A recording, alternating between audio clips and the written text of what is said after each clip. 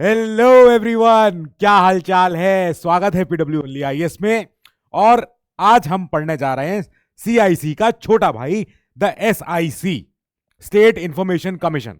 अब chapter number 63 है ये, और इसके बाद आएगा एक अगले वीक में जब हम पढ़ेंगे तो उसमें विजिलेंस के बारे में पढ़ेंगे। काफी कुछ सिमिलर है, जैसे सीआईसी के चैप्टर हमने पढ़ा है तो उसी आरटीआई एक्ट के तहत ये भी बना था एसआईसी। इसकी बात भी तभी कर ली गई थी कि जैसे सेंटर पे है वैसे के वैसे ही एसआईसी सारे स्टेट्स में भी होगा। और ये एसआईसी एक हाई पावर्ड इंडिपेंडेंट बॉडी होगी जिसके पास पावर होगी to look into the complaints made to it, और इन कंप्लेंट्स का कैसे अपील कैसे इसको आप डिसाइड कर रहे हो अपील्स को। ये जो अपील आ रही है, ये अपील उन तरफ होंगी, उन निगाहों पे होंगी जो पर्टेन करती हैं किसी ऑफिस के लिए या कोई फाइनेंशियल इंस्टीट्यूशन के लिए या कोई और पब्लिक अंडरटेकिंग के लिए। यार तो यानी कि स्टेट सरकार का कोई उद्यम, कोई उपक्रम, ठीक है, जो सारे के सारे स्टेट सरकार के अधीन है, स्टेट सरकार के अंडर है। जैसे यूपी की बात करें तो उत्तर प्रदेश विद्युत निगम लिमिटेड, यूपी वीवीएनएल, वो होता है विद्युत वितरण निगम लिमिटेड। अब ये उसके अंडर है तो वीवीएनएल के लिए हम मांग सकते हैं, साहब बताओ इन्होंने बिजली कितनी अपनी पैदा करी, कितने में बेची, कहां से इन्होंने सोलर पावर जो और लोगों से खरीदी। आपको पता है जब हम अपने घर पे या अपने किसी फैक्ट्री पे अगर हम सोलर पैनल लगा लें तो ये भी पॉसिबिलिटी है कि हम जो डिस्कॉम होती है, जो डिस्ट्रीब्यूशन कंपनी होती है बिजली वाली, तो हम उसको अपने घर से बनी बिजली भी बेच सकते हैं। तो ये भी चीज हम पता कर सकते हैं कि डिस्कॉम ने कितनी बिजलियां खरीदी हैं लोगों से। ठीक है, ये सारी बातें हैं, चलो ये सब आरटीआई में आती हैं। अब ये जो एसआईसी है अगर ये बनने जा रहा है तो इसमें कौन लोग हैं, तो इसमें होंगे एक स्टेट के सीआईसी, ठीक बात है, ये तो होने ही चाहिए। इनके अलावा नॉट मोर देन 10 बाकी इंफॉर्मेशन कमिश्नर्स जो स्टेट वाले होंगे। इनके पास ही ऐसे लोग पहुंचे, मतलब इस कमीशन में ऐसे लोग पहुंचे जो हो पर्सन्स ऑफ एमिनेंस अपने पब्लिक लाइफ में, उनका काफी अच्छा उनका रुतबा हो, उनकी अच्छी स्टैंडिंग हो, जिनके पास काफी अच्छा नॉलेज एक्सपीरियंस हो लॉ के क्षेत्र में या साइंस के क्षेत्र में, सोशल सर्विस में, मैनेजमेंट में, जर्नलिज्म में, मास मीडिया में या एडमिनिस्ट्रेशन या गवर्नेंस में। ठीक है, और ये एमपी या एमएलए ना होने चाहिए भैया, एमपी एमएलए ना निकल आए अब, या किसी स्टेट के किसी भी यूटी के ना हो नहीं सकते, नहीं हो सकते हैं ये। And they should not hold any other office of profit, कहीं और कोई और काम ना करने लग जाएं जो कि किसी पॉलिटिकल पार्टी का भी काम हो, कोई और ऑफिस में इनकी अपनी ड्यूटी चल रही हो, ये सब ना निकल आए कहीं भी, क्योंकि फिर तो ये इजीली काम कर नहीं पाएंगे, इंडिपेंडेंटली काम नहीं कर पाएंगे। अपॉइंटमेंट के लिए सेम प्रक्रिया जो सीआईसी में थी कि एक हाई लेवल कमेटी होगी, कमेटी जिसमें सीएम होंगे उस स्टेट के, ठीक है, वो चेयरपर्सन है। फिर वहां उस विधानसभा के जो नेता प्रतिपक्ष हैं, लीडर ऑपोजिशन, फिर स्टेट के कैबिनेट मिनिस्टर जो कि नामांकन हुआ होगा सीएम के द्वारा ही, जनरली स्टेट के गृह मंत्री। ठीक है, अब क्या होगा, ये कमेटी नाम देगी गवर्नर को। अब ये यूपी गवर्नर मैम है, ठीक है, इनको नाम दिया गया, इन्होंने अपॉइंट किया है फिर कि अच्छा लाओ कौन है आपका चुना हुआ स्टेट का सीआईसी और बाकी इंफॉर्मेशन कमिश्नर। ठीक है, तो ये सीआईसी सर हैं, मैम, ये सर, ये सर, ये सर, ये सर। अब 1 2 3 4 कुछ प्रॉब्लम तो दिख चुकी है हमें कि प्रॉब्लम है क्या है। ये वेकेंट पोस्ट है, ये भरी नहीं है अभी भी। तो अब ये इशू है, दैट मीन्स के इशू आगे बढ़ रहे होंगे। आ गया सामने इशू, तेलंगाना स्टेट, तेलंगाना का SCIC not reconstituted for several months, cases backlog चल रहा है, 9000 से ज्यादा एप्लीकेशन पड़ी हुई है, कोई मतलब ही नहीं है। और जो सतर्क नागरिक संगठन है वो कहता है no info commission. Information commission क्यों कहते हो, इन्हें बोलो आप नो इन्फो कमीशन। मिसिंग है, गायब है, कोई है ही नहीं, कोई ना रिपोर्ट है ना कुछ है। तो ये इन्हीं की डेटा है, इन्हीं के से ही हमने निकाला है। अब यही पता चला है कि 29 स्टेटों में से 4 तो ऐसे स्टेट हैं जहां पे जो स्टेट का इंफॉर्मेशन कमीशन है वो कंप्लीटली डिफंक्ट हो चुका है, डिफंक्शनल है, काम नहीं कर रहा है ही नहीं, says the report of SNS, सतर्क नागरिक संगठन। ये एक ऑर्गेनाइजेशन है जो ये पता करती रहती है कि कौन सी सरकार का कौन सा डिपार्टमेंट कैसे काम कर रहा है आरटीआई के माध्यम से। अब they are trying to hold the government accountable विजवी, कैसे, आरटीआई एक्ट के द्वारा। इसी आरटीआई एक्ट के द्वारा ये एप्लीकेशन डालते हैं और आंसर आता है। अब यही आरटीआई एक्ट, यही एक प्रॉब्लम आ रही है सामने कि जब इंफॉर्मेशन कमीशन ही नहीं है तो लो आगे काम किससे पूछोगे, किससे, कौन बताने वाला है फिर तो। अब रिपोर्ट ने यही हाईलाइट किया है डिसमिसल ऑफ कि कितना डिसमिसल स्टेट है ये, सॉरी डिसमल स्टेट है ये। तो डिसमल माने होता है very sad situation, very bad situation, state of several एसआईसीज। ठीक है, ये रही। अब अमृता जौहरी मैम जो एसएनएस की ही हैं, इन्होंने कहा है कि देखो आप जरा, a good way to crush the citizens fundamental right to information, ये कैसे हो सकता है? By making information commission only defunct. जब कोई होगा ही नहीं, with no one to appeal to, an application for information gathers no meaning, मतलब गैदर्स डस्ट, एंड उसको कोई मीनिंग नहीं रहता है कि क्या एप्लीकेशन, क्या आरटीआई, क्या कर रहे हो, जब यही हाल है। तो अब जब ये हाल है, दैट मीन्स प्रॉब्लम है। प्रॉब्लम तो ये सॉल्व तो हो जाए तो आधा हमारा काम तो आधा ही वहीं का वहीं सही हो जाए। ठीक है, ये एक इशू आ गया। हम आगे चले, हमने कहा बताओ जहां जाए वो तो बताओ। तो हम तमिलनाडु पे गए। तमिलनाडु का हमने स्ट्रक्चर देखा, क्या है यहाँ पे, कैसे ऐसा यहाँ पे एसआईसी काम कैसे कर रहा है। तो एक स्टेट के सीआईसी हैं, ठीक है, फिर इनके अलावा 6 इंफॉर्मेशन कमिश्नर और हैं। अब इनके अंडर कुछ कुछ ऑफिसर्स हैं, सेक्रेटरी, रजिस्ट्रार और एक legal officer, you can call it advocate, यही हैं, ये लॉयर हैं।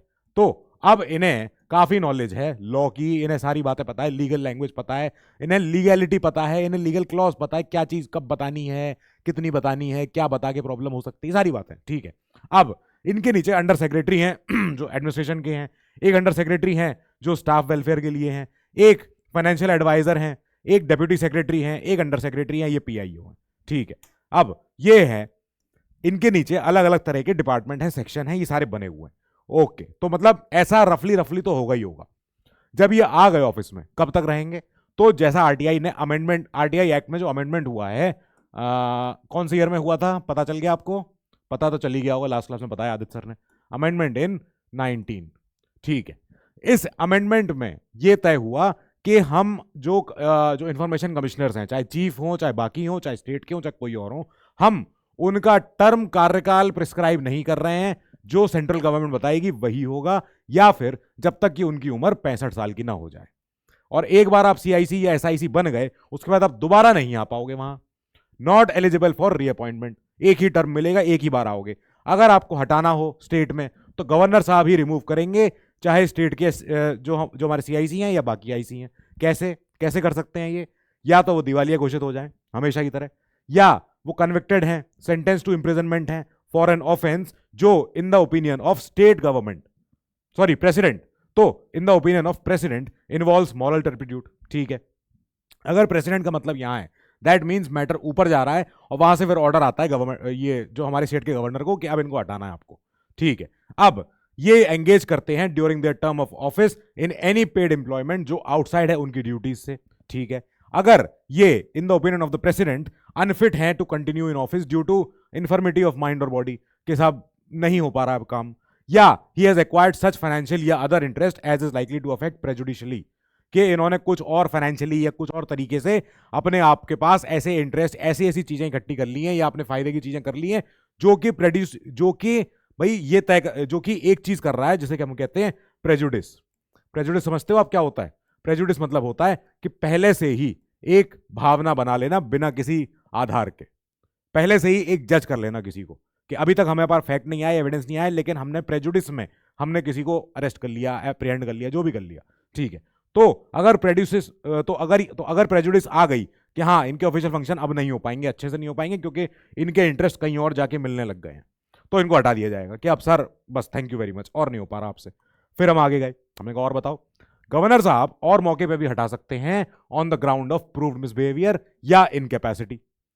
प्रूव्ड मिसबिहेवियर यहां पे वही है जो हमने सीआईसी वाले चैप्टर में देखा था, यानी कि इनके कुछ फाइनेंशियल इंटरेस्ट बढ़ गए हैं, यानी कि इनका मन कर गया है सरकार के दिए हुए कॉन्ट्रैक्ट्स जो सरकार देती है ठेकेदारों को, कॉन्ट्रैक्टर्स को, वेंडर्स को, तो गवर्नमेंट कॉन्ट्रैक्ट्स में अगर इनकी रुचि आ गई या किसी तरह यह प्रूव हो गया कि इन्होंने किसी कॉन्ट्रैक्ट के माध्यम से कोई फायदे का सौदा किया है अपने लिए या अपने किसी मिलने वाले के लिए या अपने कोई भी चीज, तो ये हो गया वो एक इनका प्रूव्ड मिसबिहेवियर।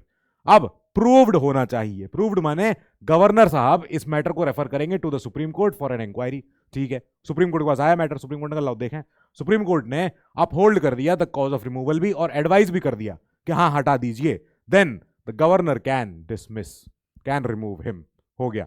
अब जो इनकी सैलरी है, जो इनके अलाउंस है, सर्विस कंडीशन है, चाहे स्टेट के सीआईसी हो चाहे बाकी स्टेट के एसआईसी हो, they will be such as prescribed by the central government. सारे के सारे स्टेट्स में जितने एसआईसीज हैं सब जगह सेंटर ही बताएगी कि इनको कितना पैसा मिलना है, कितनी सैलरी मिलनी है, कितना कुछ भी होना है। ये चेंज हुआ है अब जो आरटीआई में नया अमेंडमेंट आया है 2019 में, ठीक है। अब लेकिन एक बार आ गए ऑफिस में, देन उनके डिसएडवांटेज के लिए वो वेरी नहीं हो सकती है, वो सुविधाएं, वो सारा ऑफिस का एक्सपेंस, वो सारा चार्जेस जो भी आ रहे हैं, फिर तो वो रहेंगे ही रहेंगे। अब हम आगे चले, हमने कहा फंक्शन बताओ, ये इंपॉर्टेंट है। ये आरटीआई एक्ट का कौन सा सेक्शन हुआ जो मैंने पिछले क्लास में बताया था, पावर्स एंड फंक्शंस, जो बहुत बड़े बड़े होते हैं ये। सो क्या क्या है, duty of the commission to receive and inquire, ये कमीशन की जिम्मेदारी है, ड्यूटी है कि इन तक अगर कोई कंप्लेन आ रही है, कुछ भी तरीके की कोई शिकायत आ रही है, तो उसको पहले लें और उसको पढ़ें, इंक्वायरी करें उस पर। और कहां कहां से आ रही है, ऐसे लोगों ने अगर इंक्वायरी डाली है, कोई कंप्लेंट डाली है, who are not able to submit an information request. क्यों नहीं कर पा रहे हैं? क्योंकि अपॉइंटमेंट ही नहीं हो रखा है, अपॉइंटमेंट हुआ ही नहीं है, ना आईसी है, ना पीआईओ है, ना कोई है, ठीक है। कोई कोई सवाल ही नहीं, कहां लेके जाए information. Who has been refuse information that was requested, कि इन्फॉर्मेशन मांगी, दी ही नहीं दे रहे।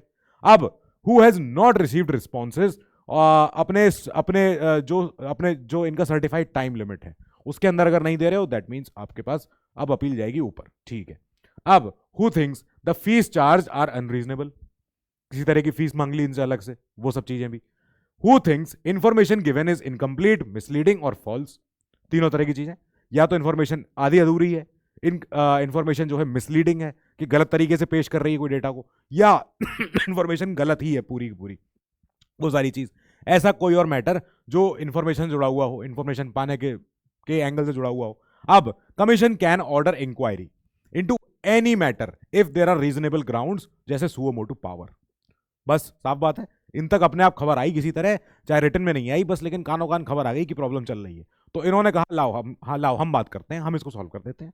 फिर इसके बाद during the inquiry of a complaint, जब कंप्लेंट है तब कमीशन में एग्जामिन एनी रिकॉर्ड जो कहीं भी हो which is under the control of public authority and no such record may be withheld from it on any ground, किसी भी ग्राउंड पे नहीं।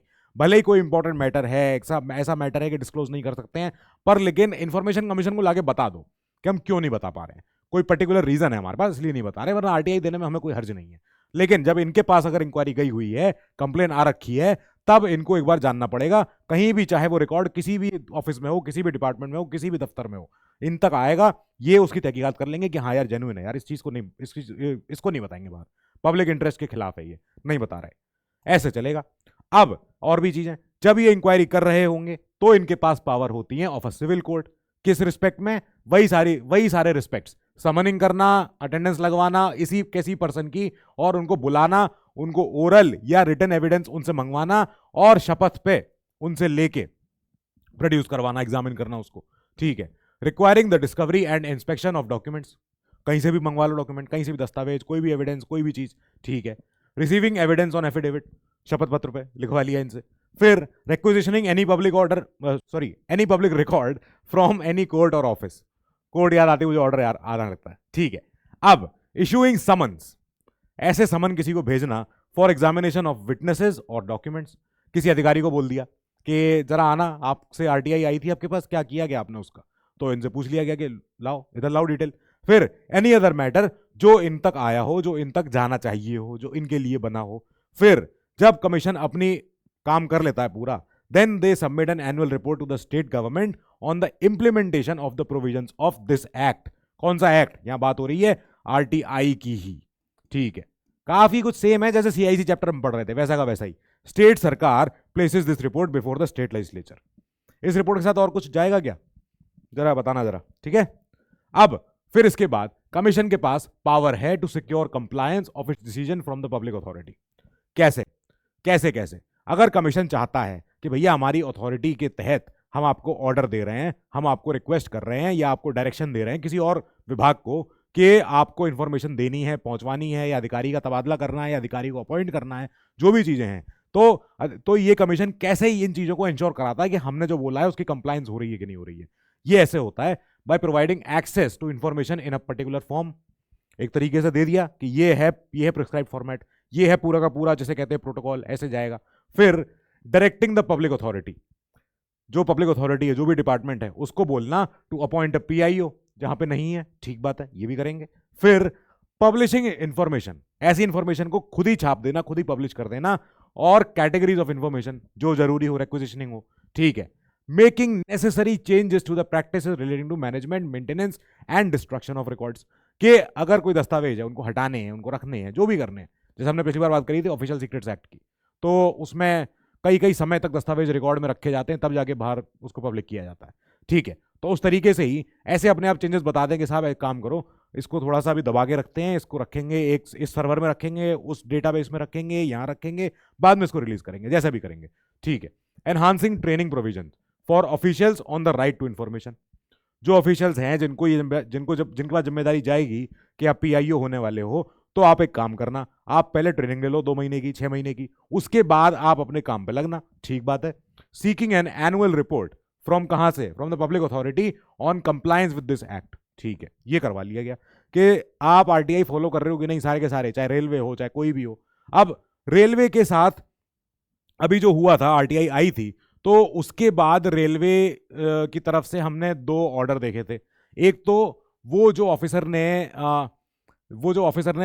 ये जिसने आरटीआई का जवाब दिया था, उस ऑफिसर का तबादला तो नहीं हुआ, लेकिन सेंट्रल रेलवे के जो चीफ, जो इनके पीआर होते हैं, पब्लिक रिलेशंस ऑफिसर, उनका तबादला हो गया, उनका ट्रांसफर हो गया। अब ये बाद में पॉलिटिक्स भी गई, ये बाद में ट्विटर पे, एक्स पे, हर जगह लिखा गया कि साहब ये कैसे कर दिया, आरटीआई जवाब देने की वजह से तो हटा दिया आपने, और उस अधिकारी को नहीं हटाया, मतलब जिस अधिकारी ने बताया था, असिस्टेंट ने बताया था, और उनको ना हटा के उनसे सीनियर वाले को हटा दिया गया जो ऊपर थे, ठीक है। चलो एक बात ये हो गई। अब दूसरा, फिर हमने रेलवे का एक ऑर्डर देखा। रेलवे ने कहा कि अब से क्या होगा कि अगर कोई भी ऐसा कोई अगर आरटीआई आ रही है हमारे पास, काफी सारी आरटीआई इकट्ठी हो गई हैं, और आरटीआई के टाइमली डिस्पोजल नहीं हो पा रहे हैं, तो इसलिए हम क्या कर रहे हैं, हम एक नया फॉर्मेट बना रहे हैं, और जल्दी जल्दी ये हो सके, इसका डिस्पोजल जल्दी हो सके आरटीआई एप्लीकेशंस का। तो साथ में एक चीज ये भी है कि जो इन्फॉर्मेशन जा रही है वो अप टू द स्टैंडर्ड नहीं है, वो करेक्ट नहीं है। ऐसे में क्या हो रहा है कि इंफॉर्मेशन जा रही है वो गलत भी हो रही है, इंफॉर्मेशन कभी कभी इनकन्वीनियंट भी होती है। तो ये इंफॉर्मेशन जब डिसेमिनेट होगी, तो जो जोनल डिविजन्स होते हैं, जो रेलवे के कई सारे 16 डिविजन्स हैं, ये 16 जोन्स हैं, तो जोन्स के जीएम होंगे, उनके माध्यम से होगी। और अगर डिविजनल रेलवे का कोई अपना डिवीजन है, तो उसमें डीआरएम के माध्यम से होगी। अब ये होने के वजह से एक इशू है कि पीआईओ जो होने चाहिए, पब्लिक इंफॉर्मेशन ऑफिसर, ये इंडिपेंडेंटली काम करते हैं, दे फंक्शन इंडिपेंडेंटली। जो मैंने आपको पिछली क्लास में मैकेनिज्म दिखाया था कि मैकेनिज्म कैसे होता है, उनके पास एप्लीकेशन आई, उन्होंने एप्लीकेशन में देखा कोई एग्जेम्पशन क्लॉज तो नहीं है, उसको आगे थर्ड पार्टी को दे दिया, थर्ड पार्टी से नोटिस आ गया कि हाँ साहब ये रही इन्फॉर्मेशन, और अगर उसमें कोई क्लॉज नहीं है, उसमें कोई एक्स्ट्रा फीस है, वो भी ले ली, फिर एप्लीकेंट को दे दिया आंसर, ठीक है, वो सारा होता है। उसमें पीआईओ इंडिपेंडेंटली काम करता है आरटीआई एक्ट के तहत। अब ऐसे में अगर जोनल हेड या फिर डिविजनल हेड के माध्यम से अगर कोई इंफॉर्मेशन बाहर जानी है, दैट मीन्स पीआईओ ऑफिसर की इंडिपेंडेंस पे अब एक क्वेश्चन लगा है, ठीक है, ये एंगल है।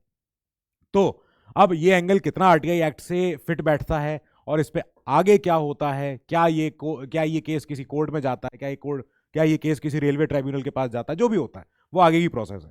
पर फिलहाल के लिए सिचुएशन यही है जो हुई है अभी। नाउ क्या हो रहा है, requiring the public authority to compensate for any loss और other detriment suffered by the applicant, ठीक है।